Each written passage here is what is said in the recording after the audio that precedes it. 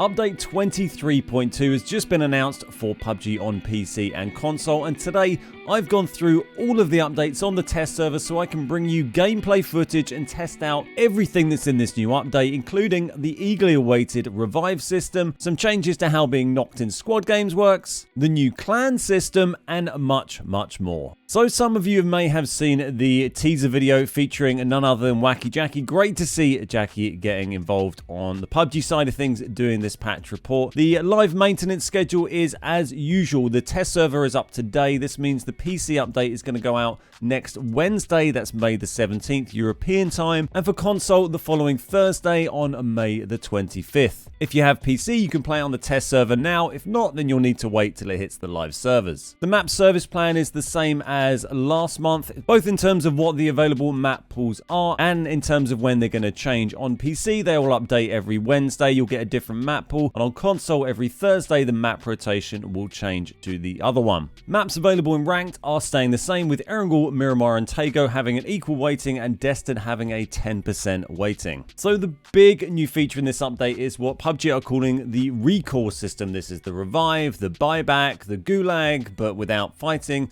Whatever you want to call it, it is PUBG's revive system. It's been awaited for a long time. I wasn't expecting to see it in this update. It's amazing to see it so quickly, especially after the last update being such a significant one for PUBG. I thought we were going to have to wait till a bit later in the year. And another massive bit of news for this is that it's going to be available immediately on Erangel, Miramar, and Destin. There had been some hints previously that this was just going to be available on Erangel and then gradually rolled out to the other maps, but we are going to get it on the 3 big maps that don't already have Comeback BR. Comeback BR is going to be staying on Vikendi and Tago as it is at the moment. That's not to say it might change and we'll get unified features in future. I think that'd be much better. But for the time being, we are going to have Tago come back, Vikendi come back, and then the recall system on the other 3 maps. So the recall system is a bit different to Comeback BR. It basically works by when one of your teammates is killed, you can take a blue chip off of their body. Everyone has this in their inventory by default. You can't drop it.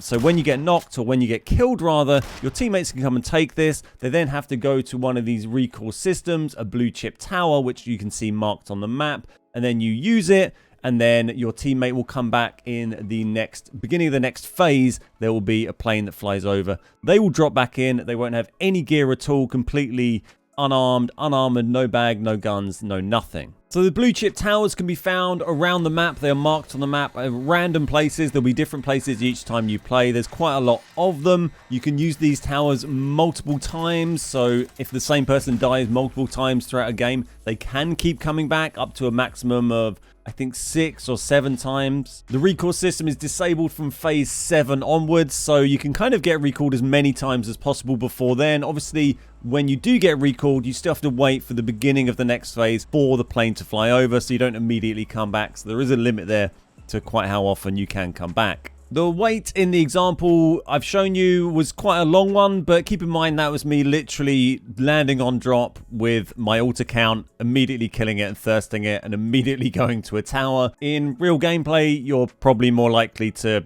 have a fight and stuff, and then if you got a teammate to revive, it's going to be several minutes probably before you've finished the fight, got their blue chip, gone to a tower and activated it, and then by that stage it probably won't be quite such a wait for your teammate to get back. So there's lots of other little details about this. It's just in normals, customs, and casuals. It's not in esports or ranked as you might have expected. You can register multiple teammates' blue chips at the same time on a tower. You don't have to go to multiple towers to do multiple teammates. When the tower is activated, it will make a big noise and other players nearby will be able to tell that it's going on. And then it also has a cooldown afterwards where you can't use it for a little while, has different colors that will indicate what state that is in. There's lots of little details about this in the patch notes. I'll let you have a read through it. I'm sure you'll get used to it as you use these in gameplay, but that's about the core process of it. It takes about 10 seconds to activate the tower, as you can see in the footage. There's also a portable transmitter thing, a blue chip transmitter. You can find this as a world spawn, a rare world spawn, and this is basically a portable tower. So if you have one of these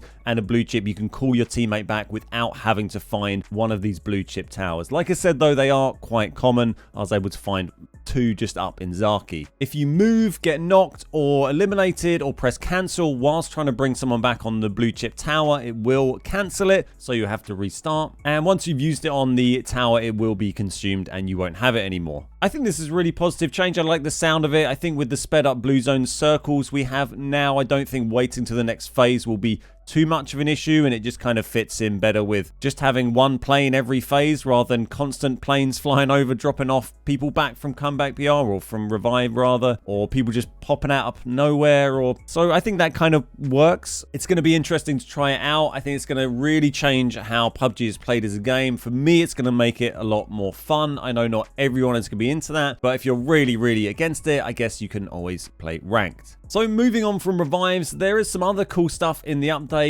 One minor thing is a little marker for your vehicle. When you get out of a vehicle, it'll put a marker on your map just showing where it is in case you lose it. Apparently lots of people do that. I'm not sure I really need this, but you know, it doesn't really intrude on anything. It only shows it to you, not to enemies, and this icon will disappear once you've got into another vehicle, so your map won't be spammed with them. You can also clear these by clearing markers on the map as you normally would. Another random feature they've added is this sort of thing that stops you jumping out of fast moving vehicles. This is a toggleable setting. You can disable this, which is great. I didn't think you could initially, but you can just turn this off. Basically, if your vehicle is going over 60 kilometers an hour and you press to jump out, it'll give you a 3-second countdown timer to confirm if you want to do that or not. So just to stop you accidentally jumping out of vehicles and dying. But you can disable it, which is nice because, you know, if you want to smash a vehicle off a massive jump at 100 kilometers an hour and jump out and pull a parachute or something, you wouldn't be able to do that with this feature. So I'm glad it's configurable. I'll probably turn it off, but you know, if you jump out of vehicles a lot by accident,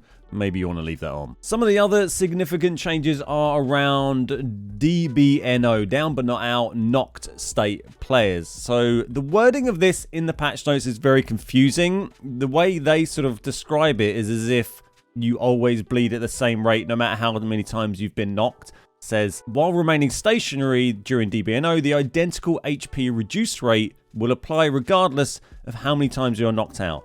And that's not true. I think this is just quite poorly translated. You still bleed quicker the more times you've been knocked. That has not changed. That is still how it works. That's how it works in the test server. I've tested that this morning and you can see it on screen now. What does happen is if you stay still, you bleed slightly slower than if you're moving. And this also counts if you're in a vehicle. If someone's moving you in a vehicle when you're knocked, then you'll bleed even quicker. Moving you in a vehicle whilst knocked, yep, that is something you can now do. If someone is knocked, you can pick them up like you could before, but now you can dump them into a vehicle and you can drive off and revive them somewhere else. So nice little change there. You can plonk them into any seat in a vehicle. They can then pop themselves back out of that seat whenever they want, and you can revive them. You can even put them in the driver's seat. I'm not sure why you would, but you can. And if they don't get out, then you can't drive the car. You can also do this to enemy teammates. That's actually what I'm doing in this video. You can see on screen because I'm just doing this on a private server with 2 single players with self-revives. So that's actually an enemy player that I'm picking up and putting into this vehicle and so on and so forth. So cool little change there. It'd be interesting to see how the moving and bleeding out thing feels once you're in real gameplay situations. If it feels kind of harsh when you're trying to crawl to cover but you bleed out quicker, or if you just sit still and just get shot. So yeah, I don't know. The car thing I think is really good. The moving thing, we'll have to have a bit of a play and see how it feels in gameplay. It's worth noting when you're knocked and in a vehicle, you can also do a couple of things. You can drop things from your inventory, but you can also put things in the trunk of the car, which is quite useful. So you could store items in the boot. I'm not sure you could retrieve them, but you can put things into the trunk of the car if you want. They've also made some tweaks to the Ace. They've reduced the screen shake experience to try and make the Ace feel a bit better to use. It's had lower than expected win rate, they say, so a little bit of a buff to the Ace in terms of its stability or its perceived stability. There have been some tweaks to smoke grenades. They might look a little bit different to help enhance rendering performance, but it does say that they might look slightly different, but the gameplay remains unaffected. Another big change we've got coming in this update is the clan system. They're giving us so much content at the moment, it is honestly astonishing. The last update was a pretty big one. This update, we've got clans and the revive system in one update is pretty impressive. So hats off to PUBG for that one, as long as it all works. The clan system, you can create a clan. You have a name of, I think, up to about 14 characters. You also have a clan tag of up to 4 characters. The name of the clan has to be unique,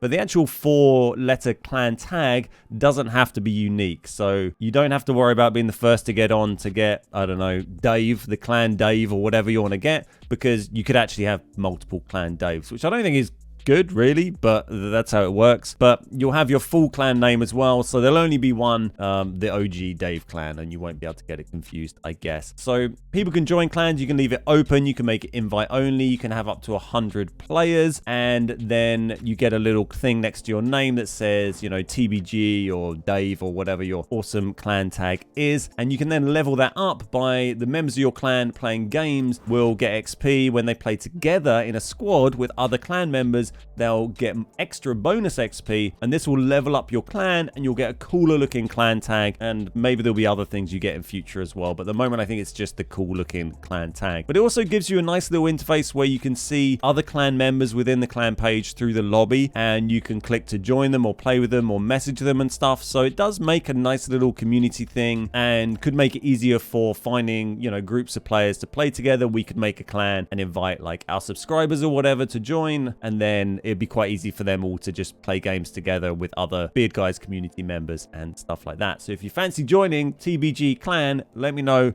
in the comments. Will 100 be enough? I don't know. Maybe we might need 2 clans. We'll see how we get on. But it seems like quite a cool system. I like the look of it. Looking forward to getting that live on console in a couple of weeks. I've been told that the clan names are separate between PC and console. So for console players getting the update a week later, you shouldn't have to worry that all of the names will be taken on PC and then you can't use them on console. From what I've been told, they are separate entities. You do have to have PUBG Plus to create a clan. This is something that anyone who had PUBG free to play, I think just has Plus anyway. But if you got PUBG purely free to play, PUBG Plus is a thing. I kind of forget it even exists, but you need to have PUBG Plus where you pay a few quid and then you can play ranked and you can create custom games, and you'll also be able to create a clan. You'll be able to join a clan without having Plus, I believe, but it's just create a clan. You need to have Plus. There's a bit of information in the patch notes about the various roles, master, manager, and this is just for admin roles within the clan and stuff. You can post messages on a kind of bulletin board, and you just have to have completed the tutorial in order to be eligible to join a clan. Again, some of the wording here I think is a little confusing over how to name a clan. It made it sound to me like you have to have a mixture of like upper and lowercase and numbers in your clan name, like a password. That's not what it means. It let me create one with TBG and the Beard Guys and stuff. You can't have spaces in the name, but I think you can have hyphens and underscores and that kind of thing. You can change your clan name as well. You have to buy tokens in the store to do this. Maybe you'll get some free, I'm not sure, but you can buy tokens and change the name if you're not happy with it, or you could delete your clan and just create a new one. As well as getting a boost to your clan XP, you also get a 30% BP boost for playing with clan members, which is pretty cool. So you'll earn more BP for playing with your clan buddies. So definitely worth being in one, particularly if you play with, you know, the same people all the time and you fancy being a clan together. That's going to work out really nicely for you. There's also a clan search page. There's going to be a clan chat channel you can use on PC, which has that feature, and all sorts of cool social stuff, which I think is a really nice addition to the game. And there's also stuff for reporting inappropriate clan tags and all that kind of stuff, because that is inevitably going to happen. There's the usual tweaks to UX and UI stuff. We won't worry too much about that. You'll see that as you go through the menus. There's some tweaks to the workshop, new stuff added there, some performance stuff, some bug fixes, and of course we have the Wacky Jacky skins coming to the store very soon. They'll probably do a separate store update post soon going over those details, but I think we'll probably see those for sale. If not when the PC update goes live, it will then, I imagine, be on sale when the console update goes on live. They look great. It's really awesome to see Wacky Jacky get such a wicked bundle of skins and an emote and all this stuff. There's been a lot of hard work obviously gone into that, and very well deserved by Wacky Jacky, who's done so much for the PUBG community. So grab that when it comes out. Thanks for watching the video today. Hope you found it useful. Let me know what you think about this upcoming update in the comments down below.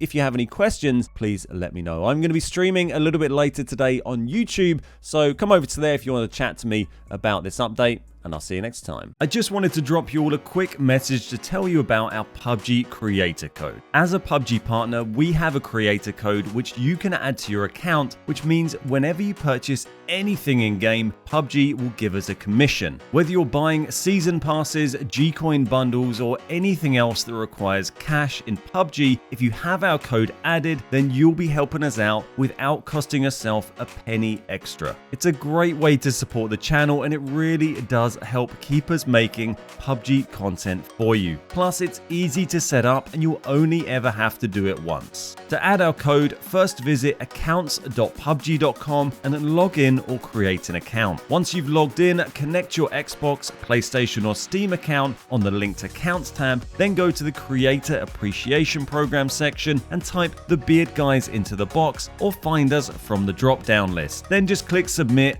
and you're all done. A massive thank you to everybody who has used our code. Your support is absolutely vital for us and it really makes a huge difference.